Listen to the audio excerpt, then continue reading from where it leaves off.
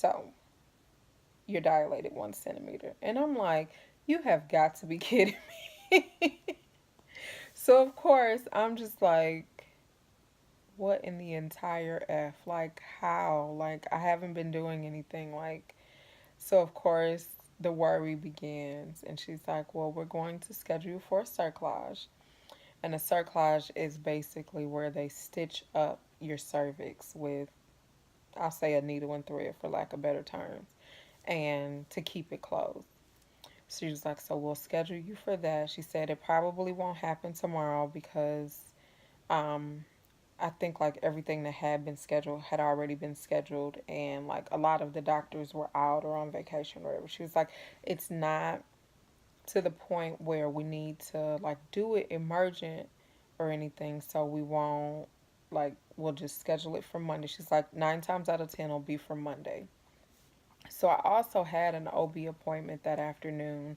So she was like, we'll get in contact with your OB and then we'll go over a plan and then somebody will call you. So I'm like, oh, Jesus. Like, of course, I was just distraught because, I mean, I knew what that meant. Like, if I'm already dilated, I think I was 20 weeks at the time.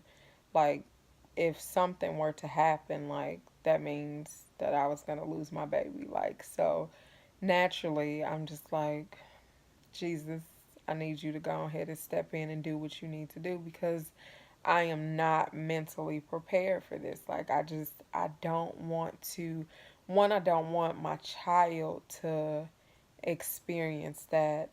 Two, I don't want my husband to have to experience that. Like, I went through that before, and I don't want to have to do it again. Like, I know it's not okay, nor is it fair for me to tell God what I don't want to do because, I mean, it's His plan. I have to go along with what He decides, what trials and tribulations I should have. Like, I accept them and I, move on or whatever. But of course, I prayed and I was like, okay, God, I need you to go ahead and do what you do because I don't want to do that. Like, I do not want to, one, have that hard conversation with my son and tell him that his brother was going to die or did die or anything like that. And I know it sounds selfish to say that, but I mean, this is my baby that we're talking about. So, of course, I was worried and concerned and everything. So this appointment was fairly early in the morning. I think it was like 8:30 or 9 o'clock or something like that. And my OB appointment wasn't until like 1. So it was either go home and chill or go to work. And so I chose to go to work because I'm like, I don't want to be at home and just stuck in my thoughts. Like, if I go to work, I'll be busy and, have human interaction and I'll be okay. So, of course, before I left, she was like, no, you don't need to go in bed rest or anything like that, but you do need to take it easy. So, if you don't need to be up on your feet, don't. Put your feet up as much as you can. Don't do a lot of walking around, no heavy lifting, no, like, basically bed rest, but not bed rest. So basically, just go and be lazy. So no laundry, no washing dishes, no cooking, no cleaning, no nothing. I was like, okay, like, what even are you talking about? But so, I went to work and I was at work for a few hours, and then I talked to my boss then and let them know, hey, they're planning to do this surgery on Monday, so I'm going to request it off, but I'm also going to request for an FMLA, intermittent leave, um, just in case like I have a bunch of appointments and they aren't able to accommodate me. I'm not at risk for losing my job for the sake of trying to save my baby. So, I got on the phone, I talked to HR and all of that and got everything in order. And so went to my OB appointment and I met OC at the house and then we drove there together. And then so we went out there and baby's heartbeat was fine, like everything was fine. And we just talked about the what ifs or what could happen or what we need to look out for. And of course, we were advised, if I started contracting or cramping, then I needed to go into the hospital for evaluation to either make sure like I'm not dilating any further and like not going into full-fledged preterm labor. So I'm like, Jesus Christ, like I need you to take the wheel, like seriously. So Friday, um, I get up and go to work as usual, and I was fine. I wasn't like walking around. I only got up to go to the bathroom and get something to eat. Like that was the only time that I was literally out of my seat. And then I came home. Well, I think we went to the store Friday night, and I got like one of the little carts, so I didn't even walk around the store. Um, so yeah, we did that, and then we were literally in the house for the rest of the evening. I think we ended up getting home at like 6:30, 7 o'clock. And then I didn't leave at all.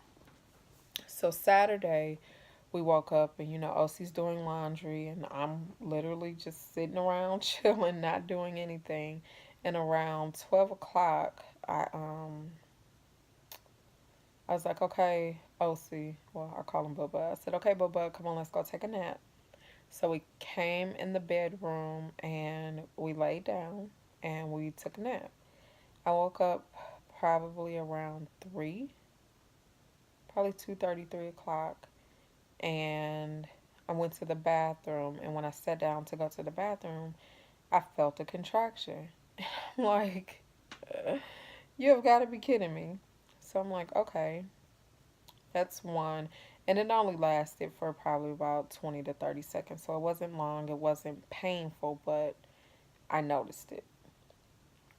So then I was just sitting there because I just sit on the toilet sometimes just to see maybe if I can poop. Because, yeah, that's one of the things with bariatric surgery.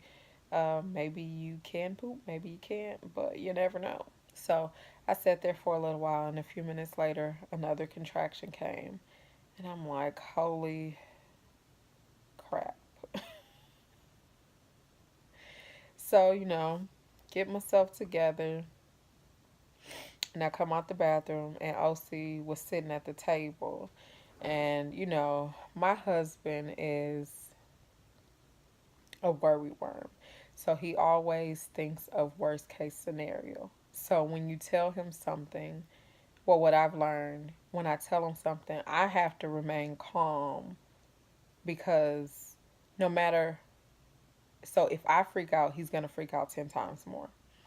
So I came out the bathroom and I said to him, I said, I need you not to overreact, but I'm contracting. We need to go to the hospital.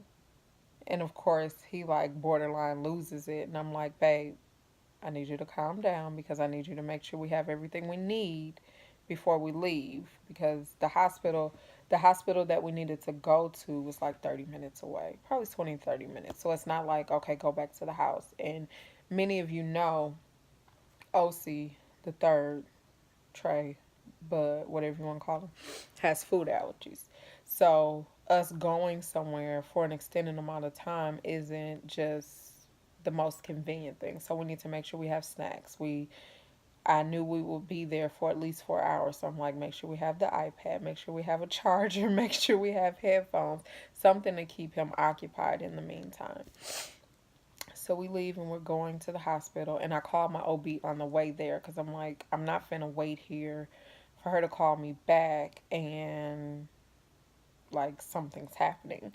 So I called her and she's like, well, if you're not really contracting consistently, then I don't feel like it's really a need for you to go in. I'm like, well, I'm already on my way. I'm like 10 minutes away. So can you call and let them know that I'm coming? And she was like, okay, Miss Johnson. Like, what you call me for if you go make the decision? So we get there and they check us in, and it was a very horrible experience checking in, to say the least. Like, I used to work in labor and delivery, so I kind of know what it should be like or the things that should happen during preterm labor and all of that. So I was just like, this is awful. We literally sat in the, now we were in a room. They didn't put me on a monitor. They didn't hook up IV fluids. They didn't monitor baby, nothing. I'm literally sitting in the room waiting for somebody for like an hour and a half to two. So in my head, I'm thinking worst case scenario because I was still contracting. I wasn't contracting consistently, but I was still contracting. I'm like, all of this time, they didn't let me drink anything. So I'm not drinking anything and I don't have IV fluids running. Which means if I'm contracting because I was dehydrated, I'm even more dehydrated now because now it's been more than an hour and I haven't had anything to drink. Yeah, ponder that. So, of course, I'm starting to freak out because I'm like, I'm literally sitting here where you guys can do something to save my baby and you're doing nothing. So, of course, I am heated. By the time the doctor comes in, I'm like short with them and I'm angry. And they're like, well, we had another emergency situation going on. And I'm like, that's no excuse. So, you're saying that that baby is more important than my baby? Like, come on, people. Like, I know how things should operate. As a nurse, there are certain things that you can do without even having a doctor's order. She could have started the IV and IV fluids without the doctor's order. They do it all the time. It's that's just what you do. So, of course, I'm heated, and they check me again. She's like, "Well, you haven't dilated anymore. You're still just about one." And they're like, "Okay, we're gonna keep you and just monitor you or whatever." And I'm like, "Of course you are. Like, of course I'm contracting because I'm probably more dehydrated if I was dehydrated to begin with or whatever." So they moved me over to a room and, I get settled in or whatever. So, of course, now I have, and the funny thing is, I had before, well, when we were laying down for the nap, is when I was telling my son that mommy has to have surgery on Monday. And I was explaining it to him and explaining, what's going to happen and like what to expect or whatever. So of course, he's a little distraught by this because he's like, okay, mommy's going into the hospital again. This means she probably ain't coming home. So of course he's like upset about that. So then, once they get me settled into a room and IV fluid started and all of that, I have the conversation with him and I tell him, okay, it looks like mommy's gonna be here for a few nights. Um, they may and may not do the surgery early. We don't know. We won't know until whenever. So Saturday night, stayed in the hospital. They didn't do anything. No, like I contracted periodically, but nothing was ever like consistent. Um, Sunday morning early, like early Sunday morning, I started contracting again, and those were more frequent. And at this point, they had put me on the monitor to see how like strong they were and how frequent they were and all of that. So I was contracting every like 5 to 8 minutes, and they were lasting probably about 60 seconds. Probably not that long. I can't remember for real. So of course, again, I'm freaking out because I'm like, what in the entire hell? Like, this is not real. Like, this is not happening. So I'm like, okay, Jesus, I trust you. Like, I'm not gonna worry. I'm not gonna, like, everything's gonna be okay. I'm gonna be fine. So, of course, I'm just like, okay, it is what it is. So, all day Sunday, just sitting there in the hospital, chilling, watching TV, people in and out the room every freaking hour on the hour. Like, people who go to the hospital to get rest, I don't see how you do it. Like, people are constantly in your room, but that's neither here nor there.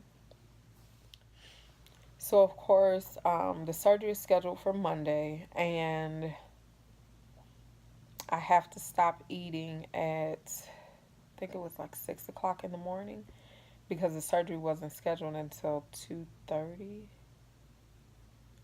2:30? I think, yeah, 2:30. Because initially I was supposed to be at the hospital at 12:30. Um, so it was scheduled for 2:30. So I had to stop eating around 6. So that's 8 hours prior to whatever, 8.5. So the nurse comes in at like 4 to do my vitals. And luckily, there they have like a 24-hour um, like food service. So I ordered food, and she was like, you can eat something, and after that, this is it. And I'm like, okay. So I ordered everything I could think of. I ordered a pizza, I ordered a salad, I ordered a smoothie, I ordered all type of crap. So I ate. No, I didn't order no pizza. I ordered the omelet because I was like, I'll eat breakfast. I'll eat something that'll be like high protein. The omelet, and I feel like I ordered toast, and I know I ordered a smoothie because those smoothies were amazing. Um, yeah. So then I ate that, and then I yeah, it was literally just a waiting game at that point. The residents and the doctors came in and talked to me, and nurses were in and out the room, and this, that, or the other. The anesthesiologist came probably about an hour before the procedure was scheduled for, and just talked to me and asked if I had any questions. He told me that there would be two options as far as anesthesia. One, a spinal, or like the sedation, so where they will put me to sleep. If they did the spinal, then I would definitely have to stay overnight, another night. And if they put me to sleep, I had the chance of going home. So naturally, I'm like, put me to sleep so I can go. And of course, OC was like, no, absolutely not. Like, if like your option is to have the spinal and you just have to stay another night, whatever. So I'm like, I'm ready to go home. This bed is uncomfortable. Like, I'm not getting any rest. Like, it's horrible. And so the doctor's preference was to do the spinal, which meant I wasn't going home at night. So I was literally up throughout this procedure.